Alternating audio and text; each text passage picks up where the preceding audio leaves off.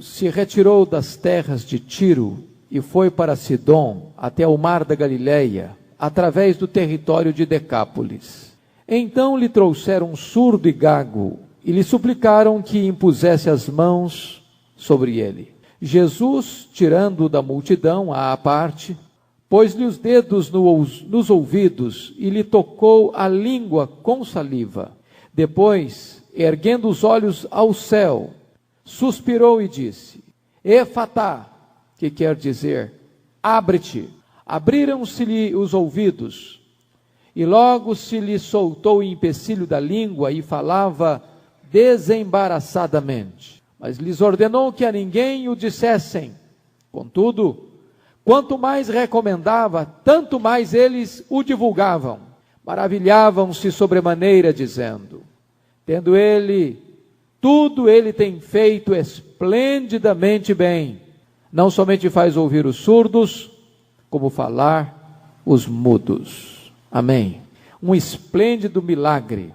O Senhor Jesus Cristo usou diversos métodos, variados recursos e processos didáticos para transmitir aos homens a mensagem do Evangelho. Cada método era adequado às circunstâncias históricas e sociais e humanas do seu tempo. Nós poderíamos sintetizar os principais métodos que Jesus usou em 5 categorias. Ele usou sermões, ele pregou. O Sermão do Monte é um exemplo clássico disso. O sermão profético é outro exemplo disso.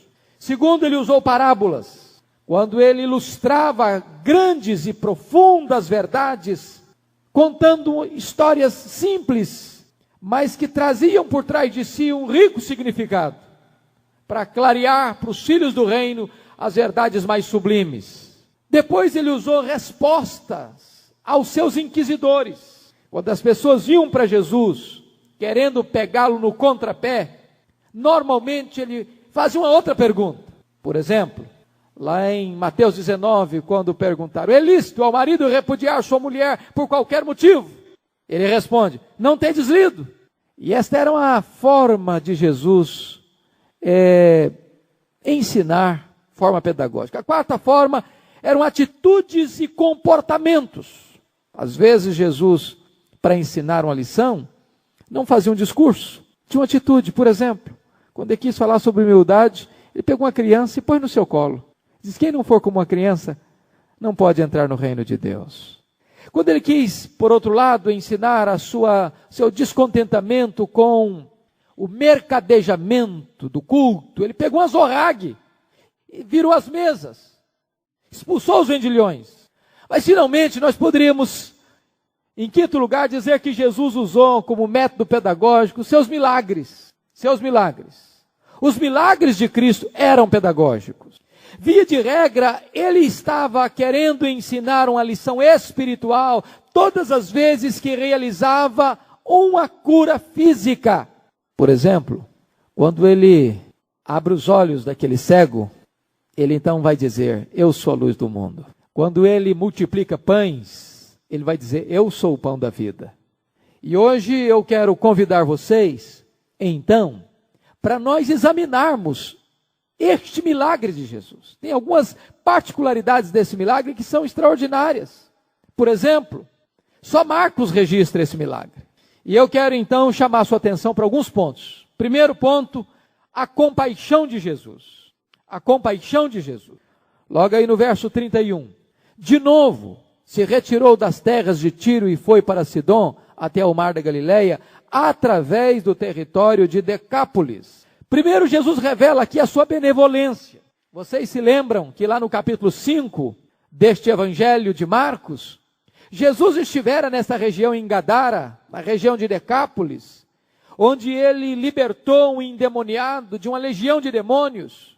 E depois que a população daquela região viu o milagre, chegou para Jesus e o expulsou da sua região. Jesus foi enxotado, Jesus foi escorraçado, Jesus foi repudiado e rejeitado daquela terra. Aquela região deu mais valor aos porcos do que a Jesus. mais valor ao dinheiro do que à salvação. E o que você está notando é que Jesus, antes de sair daquela terra, envia para aquela terra um missionário, dizendo para aquele que fora liberto: vai para os teus e anuncia-lhes tudo quanto o Senhor fez por ti. Mas agora o Senhor não apenas enviara um missionário para eles, mas o próprio Jesus que fora escorraçado, retorna àquela região, volta àquela terra. Isso é prova da sua benevolência. Você sabe tão bem como é difícil você retornar a um lugar onde você foi rejeitado, de você voltar a um ambiente onde você foi persona non grata, de você retornar a um local onde você foi expulso. E Jesus volta a esta região de Decápolis para revelar a graça e a benevolência de Deus àquele povo. Em segundo lugar, Jesus oferece uma segunda oportunidade. A presença de Jesus em Decápolis é a manifestação entranhada e profunda do amor de Deus, que insiste em amar o homem e em buscar o perdido. Ai de nós, se Deus falasse apenas uma vez para nós: vinde a mim. E se ao recusarmos o primeiro convite, nunca mais Ele nos desse uma segunda chance. Ai do pródigo, se depois da sua desventura, ao retornar para casa, encontrasse um pai absolutamente legalista, dizendo: acabou a sua chance, acabou a sua oportunidade, agora se vire no mundo que você escolheu. O Deus a quem servimos é o Deus cheio de ternura, cheio de amor, que é capaz de retornar àqueles que um dia o escorraçaram e que o rejeitaram, para oferecer-lhes novamente a sua graça, o seu amor. Isso significa que Deus não desiste de nós, que Deus é o Deus de toda a graça. Essa é a primeira lição desta parábola, a compaixão de Jesus. A segunda lição da parábola é a súplica dos necessitados. Olha o verso 32. Então lhe trouxeram um surdo e gago e lhe suplicaram que impusesse as mãos sobre ele. Notem vocês que agora os moradores de Decápolis já acreditam que Jesus tem poder para curar. Talvez até pelo resultado do ministério daquele gadareno que fora liberto e salvo. Mais do que isso, talvez eles até compreendessem Isaías 35, que é um dos mais ricos textos da Escritura, que apontam a era messiânica, e haviam duas promessas para a era messiânica. Primeiro, então se abrirão os olhos dos cegos e se desimpedirão os ouvidos dos surdos.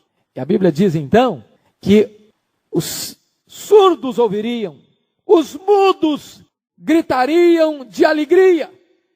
Essa era uma promessa messiânica lá em Isaías capítulo 35, versículos 5 e 6.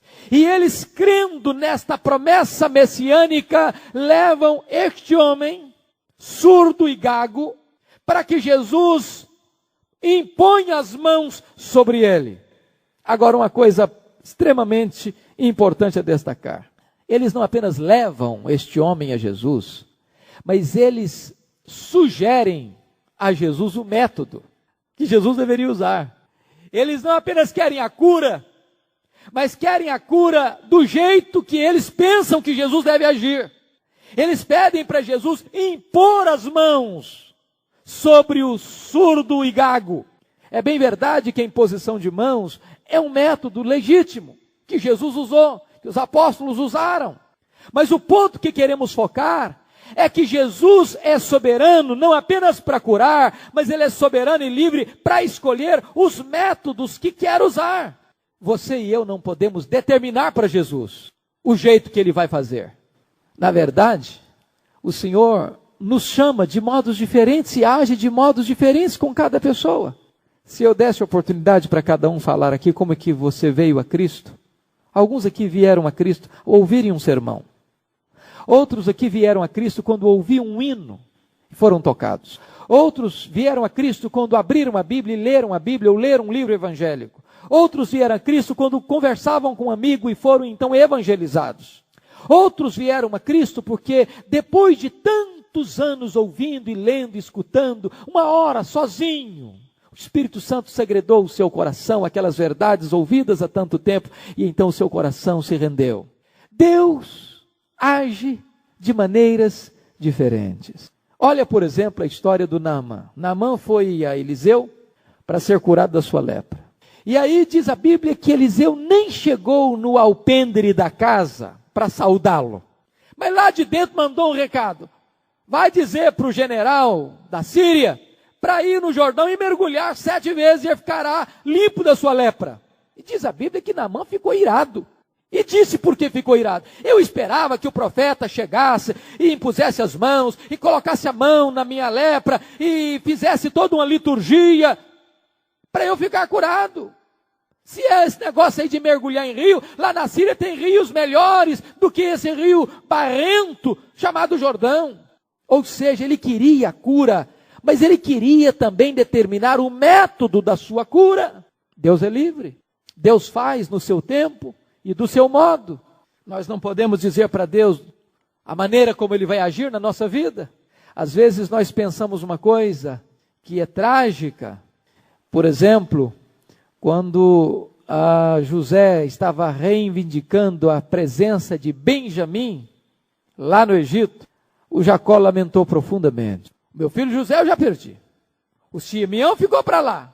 E agora querem levar meu Benjamim? E ele diz, tudo isso me sobrevém. Ele está lamentando a sua sorte.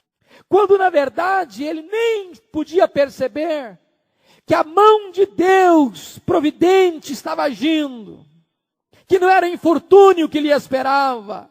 Era a grande bênção do triunfo do seu filho José e da salvação de toda a sua família.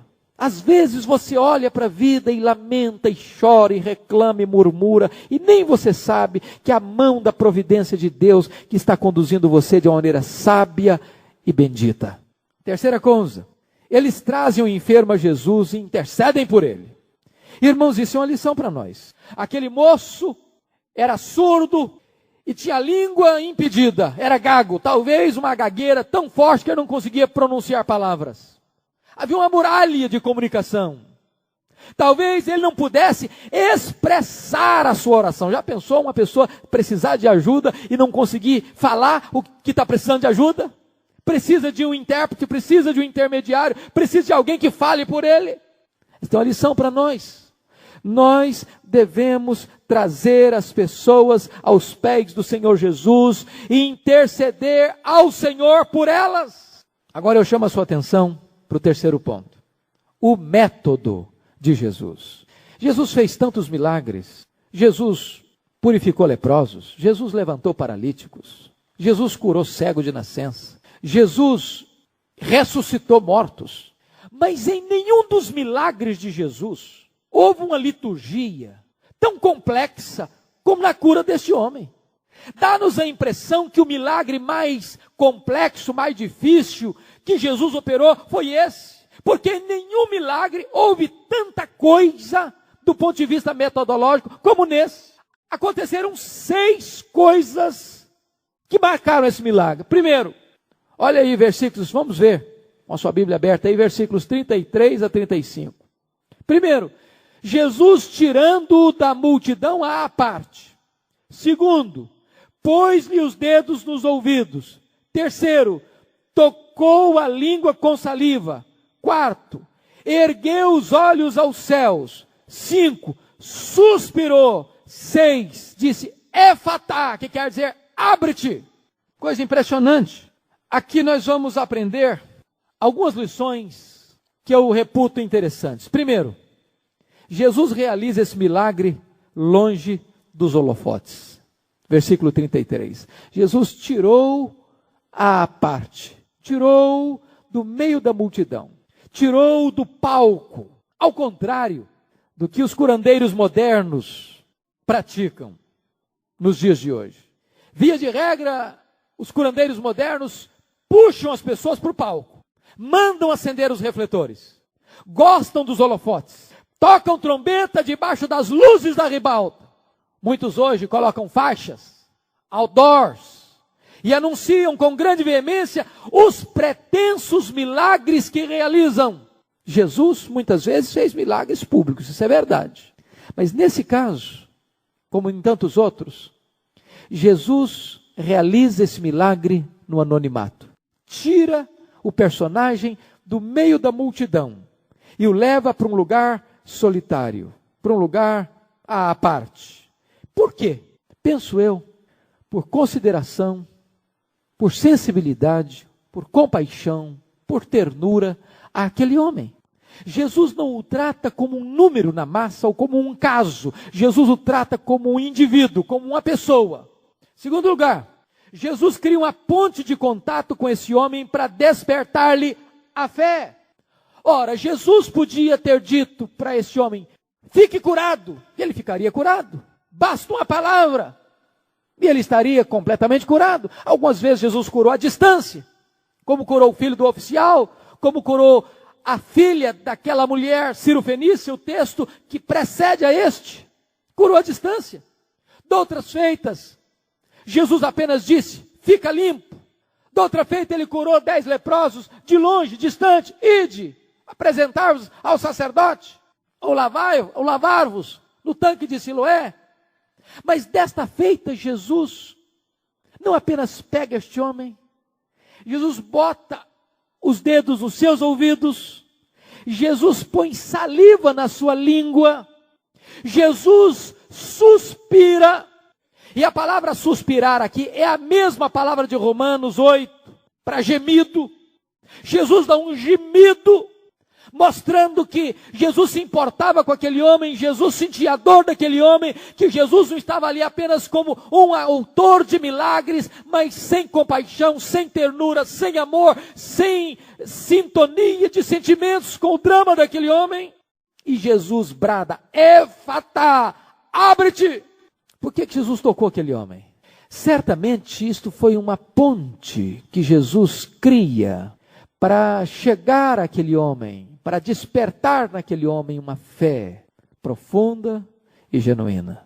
Irmãos, o toque de Jesus é algo extraordinário. Todas as vezes que Jesus tocou em alguém, é porque este alguém precisava sentir-se amado. É por isso que Jesus tirou esse homem da multidão para dizer o seguinte, eu me importo com você. Você é importante. Você faz diferença. Jesus deixou a multidão, deixou os holofotes, deixou a plateia. E tira esse camarada para um ambiente sozinho. E toca nele para dizer, eu me importo com você. Você é importante para mim. Que coisa bonita. Como aquele moço leproso que rompeu a barreira do leprosário, estava para ser apedrejado na rua se fosse visto, porque não estava apenas com lepra, diz Lucas que ele estava coberto de lepra, e ele rompe todos os bloqueios e consegue se aproximar de Jesus, e chega perto de Jesus, se prostra e diz, Senhor, se tu quiseres, tu podes purificar-me. E Jesus podia mesmo, e pode, e poderá. Mas antes de Jesus dizer para aquele homem, fica limpo, diz a Bíblia que Jesus tocou-lhe. Talvez aquele homem tinha anos e anos, enquanto apodrecia num leprosário, que não sabia que era um toque, não sabia o que era um aperto de mão, não sabia o que era um abraço, não sabia o que era alguém se aproximar dele, e ele se sentir gente. Significa que o Senhor não apenas está interessado na saúde do nosso corpo, Ele está interessado também nas nossas emoções, Ele está interessado na nossa alma, Ele está interessado no nosso ser. É por isso, irmãos, que eu penso que igreja é lugar de comunhão, é lugar onde você tem que ter um abraço, onde você tem que ter um aperto de mão, onde você tem que olhar para o seu irmão que está do seu lado e saber quem ele é. Nós somos a comunidade terapêutica. Nós somos uma comunidade onde as pessoas importam, e toda vez que você se importa com gente, você agrada o coração de Deus, porque Deus se agrada e gosta de gente. Jesus tocou esse homem. Terceiro lugar, Jesus pronuncia uma palavra de poder. Ele dá um profundo suspiro, um gemido, para dizer o seguinte, a dor que dói em você, o problema que lateja na sua alma, o drama da sua vida, também toca em mim. Nós não estamos servindo a um Deus indiferente, conforme ensina o deísmo, um Deus que está lá longe, mas que não intervém, que não interfere, que não sente, que não chora conosco, que não compadece de nós, que não geme conosco na hora da nossa angústia e da nossa dor. Efatá, abre-te. Warren Wiersbe chega a dizer que aquele homem não podia ouvir. Ele era surdo. Mas que a criação, ouvindo a voz do Criador, atende e obedece. Jesus tem poder para abrir. E é interessante que a Bíblia faz referência a várias coisas que Deus, o Senhor Jesus, abre. Ele abre a boca do ser humano. Abre a tua boca e te encherei. Ele abre os olhos. Ele abre os ouvidos. Ele abre o ventre. Faz com que a mulher estéril seja alegre mãe de filhos. Ele abre a prisão, como abriu a prisão de Pedro e de Paulo. Ele abre o coração, como abriu o coração de Lídia. Ele abre a escritura, como aconteceu lá com os 2 caminhantes de Emaús. Ele abre a porta missionária, como abriu a porta para Paulo. Ele abre o céu e ele abre os sepulcros. Este mesmo que tem essa autoridade que diz: Efatá, abre-te. A ideia de Efatá não é apenas a abertura dos tímpanos, dos ouvidos, ou a desatadura da língua, mas a ideia é de uma abertura da pessoa inteira sendo liberta. É a ordem que despedaça os grilhões com que Satanás tinha mantido presa a sua vítima. Ou com que a enfermidade tinha mantido presa aquele homem tão infeliz. Agora preste atenção numa coisa, irmãos, muito importante. Efatá não é nenhum encantamento mágico.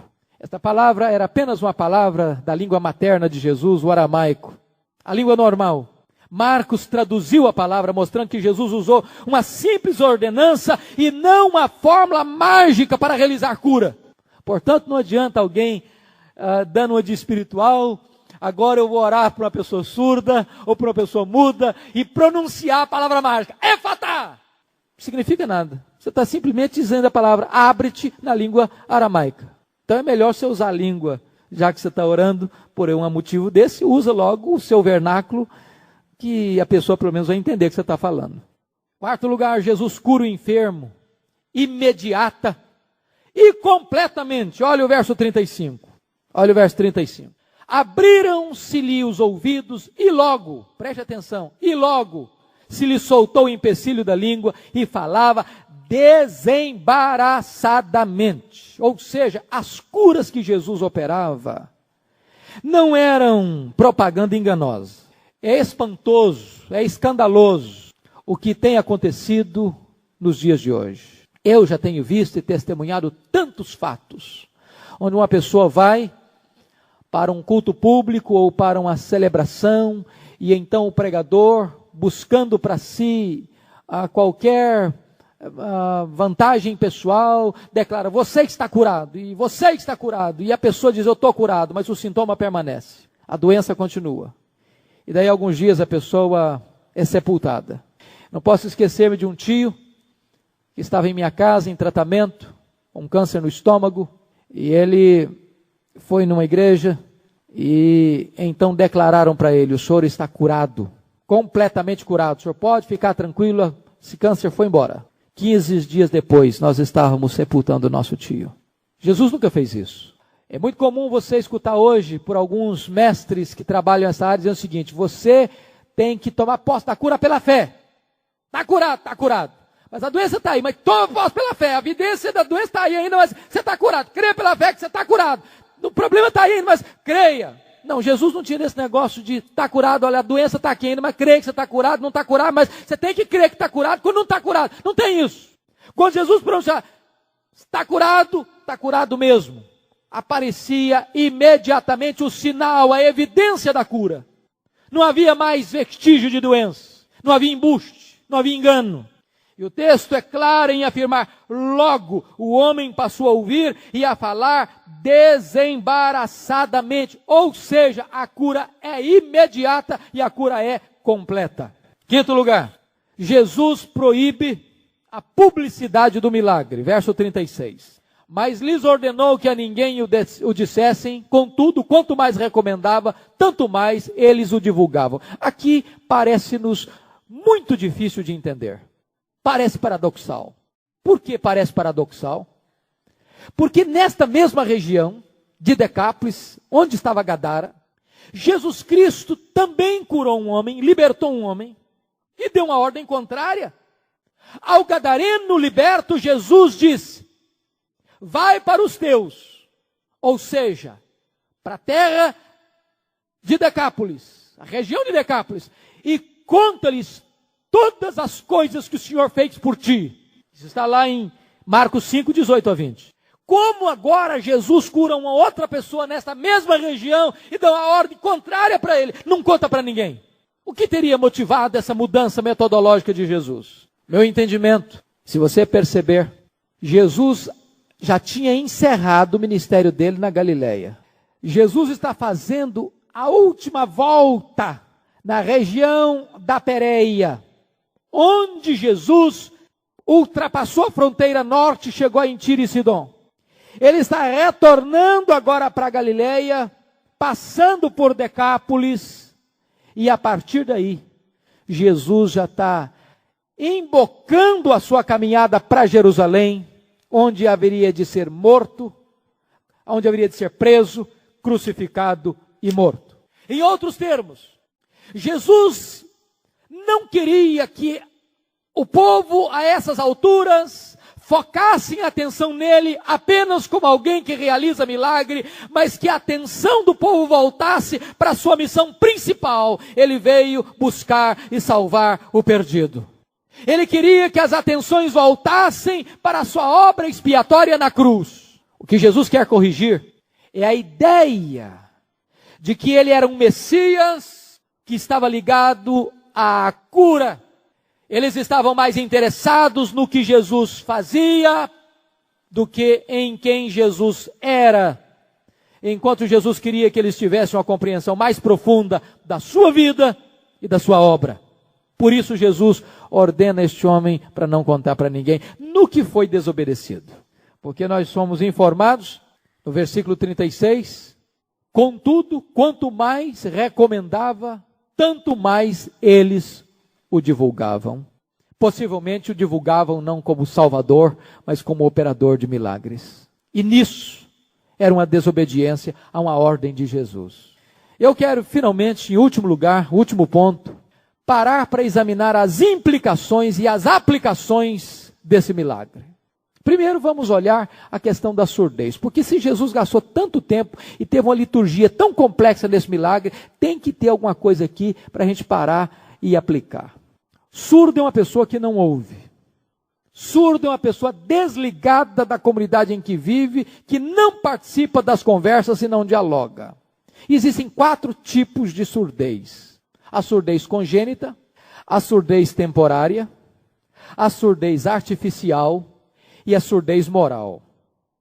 A surdez congênita é aquela quando a pessoa nasce com a deficiência física. Ela não escuta.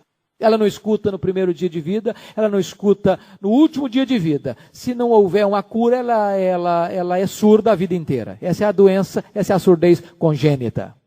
A segunda surdez é a surdez temporária. Essa é a surdez, por exemplo, das crianças que ainda não entendem os sons e a linguagem, mas logo estarão entrosadas na comunidade, entendendo todas as coisas. A terceira surdez é a surdez artificial. Essa surdez é a surdez do estrangeiro. Você chega num país que não é o seu país, que tem uma outra língua que você não estudou e as pessoas estão falando, mas você não está entendendo. Não há interação, não há compreensão. E a última surdez é a surdez moral. É a surdez daqueles que não querem ouvir. Talvez essa seja a mais grave surdez que possa existir. A pessoa propositadamente resiste ouvir. Seus ouvidos estão fechados ao que Deus fala e ao que o seu semelhante fala. Agora vamos procurar aplicar isso. John Charles Ryle, uma das mais eminentes figuras evangélicas que já passaram por nós nos tempos idos, diz que o texto nos fala do poder do Senhor para curar aqueles que são espiritualmente surdos. Então vamos tentar pegar uma carona em John Charles Ryle, já que ele entende que isso tem uma aplicação espiritual mais do que simplesmente uma cura física, e pensar, quem é um surdo? Primeiro, surdo É o homem indiferente aos lamentos e sofrimentos dos pobres e doentes e dos necessitados e aflitos. É surdo. Aquele que bate a sua casa precisando de pão, de roupa, de sustento, de ajuda, e você diz para ele, vai em paz, Deus te abençoe, e ele sai da sua porta com o estômago roncando de fome e nu. E a palavra de Deus diz, o que vira seu irmão padecer necessidade e fechar-lhe o coração, como pode permanecer nele o amor de Deus? Surdo é aquele que um dia terá que ouvir as palavras de Jesus, apartai-vos de mim, malditos, para o fogo eterno, porque eu estive com fome e não me deste comer, eu estive nu e não me vestiste, eu estive com sede e não me deste beber, eu estive doente e não fostes ver, eu estive preso e não me visitaste, eu estive forasteiro e não me abrigaste. Surdo são aqueles que tentam abafar a voz dos que clamam por socorro, como tentaram fazer com Bartimeu na cidade de Jericó. Segundo lugar, surdo é o homem abastado que se isola nos seus palacetes cercado de altas muralhas, de cães adestrados, de guardas armados, para que até lá não chegue a voz do pobre e necessitado. Ele cria anteparos para não ouvir. Ele cria mecanismos para não ser alcançado pela voz do necessitado, como aquele rico que estava todo dia banqueteando com vestes engalanadas e era incapaz de ouvir o grito de Lázaro à sua porta a mendigar pão. Surdo é aquele que tem os ouvidos fechados aos conselhos e admoestações para o bem. Surdo é o filho que não escuta o pai e nem a mãe. Surdo é aquele que não ouve o conselho para seguir o caminho da retidão. Quantas tragédias não teriam acontecido? Quantos acordos não teriam sido firmados? Quantos casamentos não teriam acontecido? Se filhos e filhas não tivessem os seus ouvidos moucos, fechados ao conselho de seus pais. Surdos são os pais que não conversam com os filhos.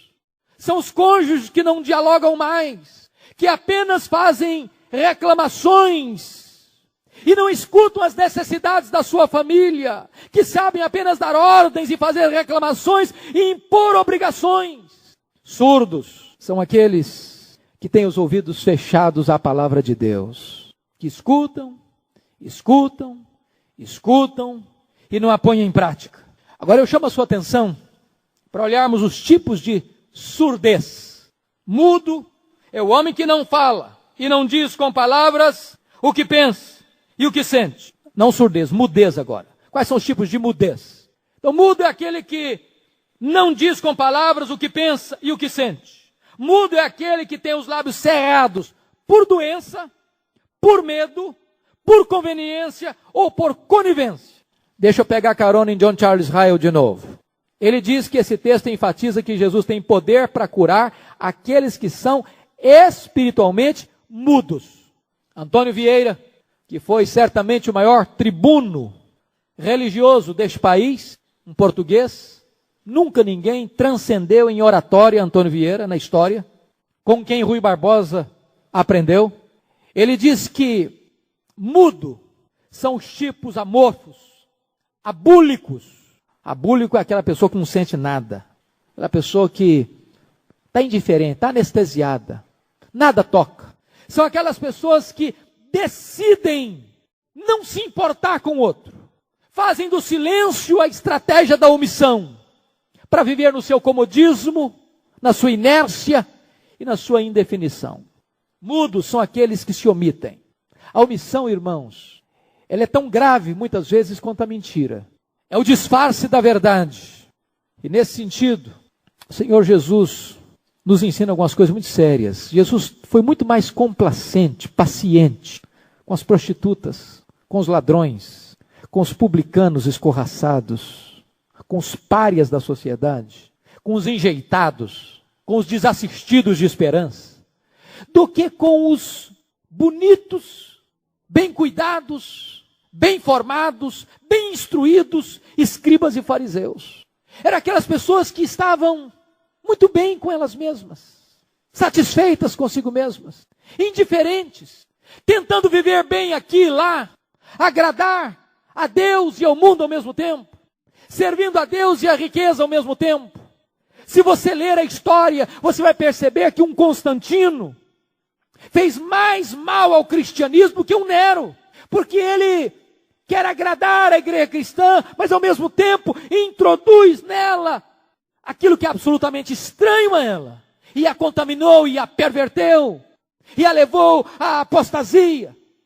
Entretanto, jamais a igreja de Cristo foi destruída quando perseguida. Mudo são os lábios que não oram. Mudos são os mestres que não ensinam a sabedoria. Antes estadeiam e ostentam a sua autossuficiência. Mudo é o pai que não fala com o filho, que não conversa com os filhos. Mudo é aquele que não ergue a sua voz de protesto contra a injustiça. Mas mudos são aqueles que não levam as boas novas do Evangelho aos que estão perdidos. Mudos, precisando de cura. Quando você convive com tanta gente, quando você está todo dia lidando com tanta gente que está indo para o inferno, que está nas trevas, que está na potestade de Satanás, que está debaixo da ira de Deus, e você que conhece a verdade, que tem o Evangelho da graça nas suas mãos, e você se cala, você se omite, é mudez das mais terríveis, de consequências mais graves.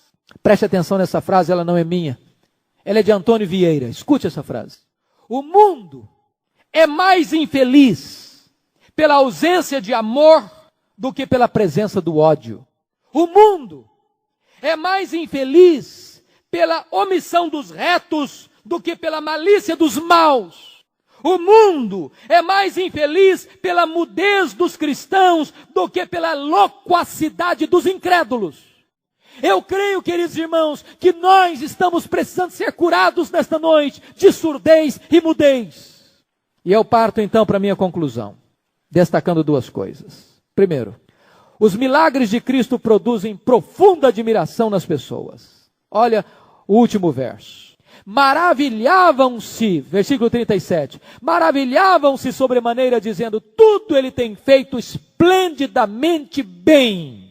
Não somente faz ouvir os surdos, como falar os mudos. James Hastings diz que nós precisamos considerar 4 classes de pessoas aqui. Primeiro, alguns homens não veem nada em Cristo para admirar. Vê nada. Esses eram os escribas e fariseus. Eles olhavam para Jesus, só olhavam o lado negativo. Só olhava para criticar, só olhava para espetar, só olhava para perseguir. Olham para Jesus e não veem nada nele para admirar. Segundo, alguns homens admiram as coisas que Cristo faz, mas não admiram quem Cristo é. Exemplo, os nazarenos, os conterrâneos de Jesus.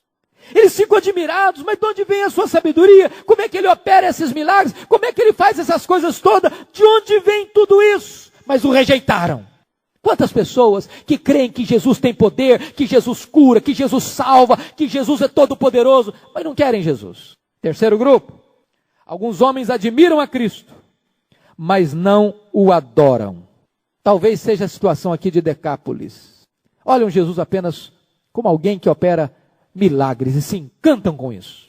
Mas não se prostram, não se curvam, não o adoram. Jesus disse, vocês estão vindo a mim certa feita por causa do pão que perece. Vocês não estão interessados em mim, vocês não estão interessados em salvação, vocês não estão interessados em vida eterna, vocês estão interessados em encher o estômago de vocês. Finalmente, alguns homens não apenas o admiram, mas também o adoram. Louvado seja Deus. Porque há algumas pessoas que se encantam com Jesus e se prostram, como os magos fizeram, ainda quando Jesus era um infante. E finalmente os milagres de Cristo revelam as obras perfeitas de Deus. Tudo ele faz esplendidamente bem. Aliás, foi esta a nota que Deus deu a si mesmo, quando criou os céus e a terra. Eis que era tudo muito bom. E agora a criatura olha para o Criador e reconhece que ele faz todas as coisas esplendidamente bem. Ele é capaz nesta noite de curar os mudos e de curar os surdos. Que Deus nos ajude para que esta cura venha sobre nós. Vamos orar.